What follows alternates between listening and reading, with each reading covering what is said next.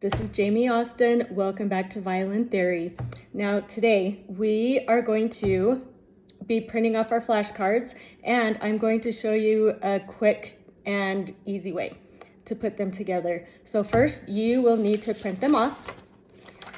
They are linked under the first lesson in Module 1, or if you go under other materials, you can print it off there as well. So first, you're just going to fold it in half vertically, and then you are going to fold it in half again,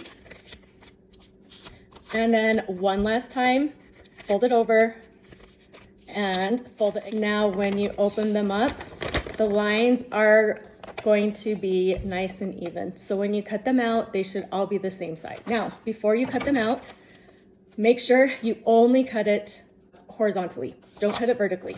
So once you cut it, I'll just show you on the,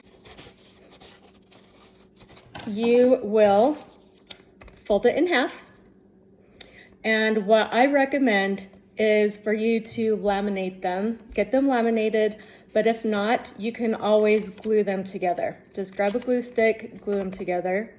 You can do that as well. Lastly, I did include this as well. I call this my little cheat sheet. It's not really cheating though. So cut these out as well.